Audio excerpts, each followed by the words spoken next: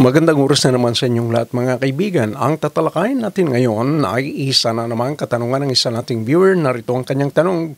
Good day, attorney. Saludo ako sa inyo dahil sinasagot ninyo ang aming mga tanong.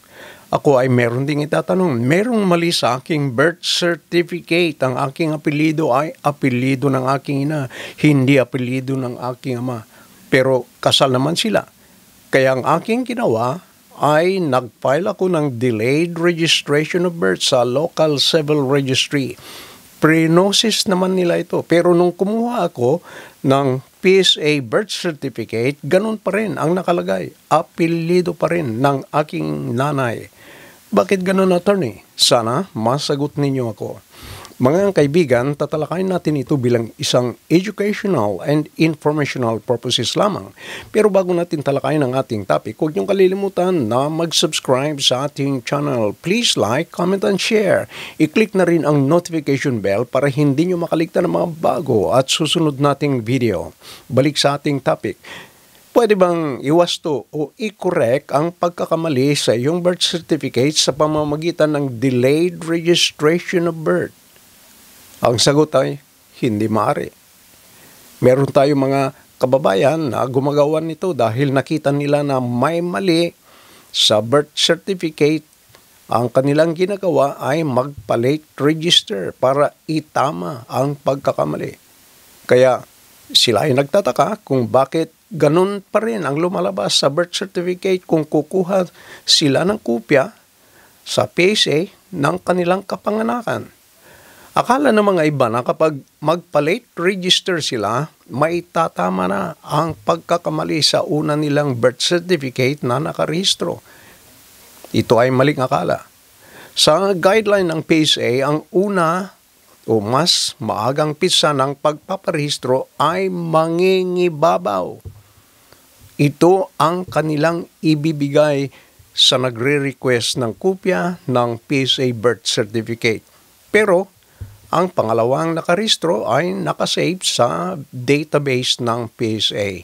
Ibig sabihin, kapag nag-request ka ng kopya ng PSA birth certificate, laging ibibigay sa iyo ay ang unang registered copy kahit na nagpasa ka na uli ng panibagong birth certificate para i-correct ang pagkakamali sa unang birth certificate.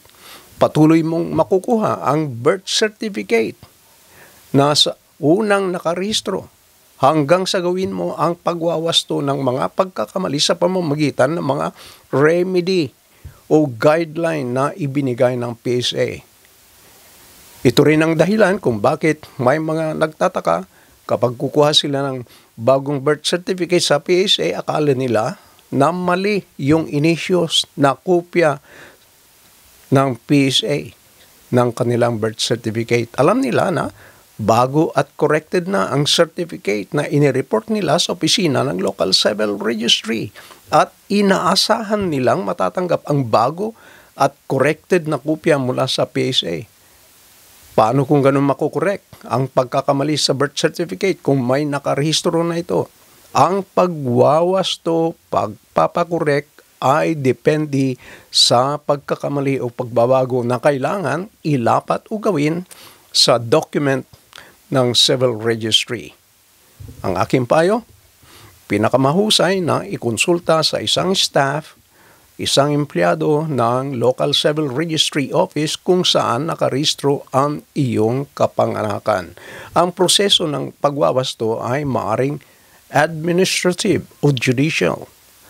Administrative, kung maaari nang gawin ang pagwawasto, pagkokorek sa opisina ng local civil registry, at judicial naman kung korte ang maaari lamang pwedeng mag-approve ng correction dahil ang error o pagkakamali ay substantial.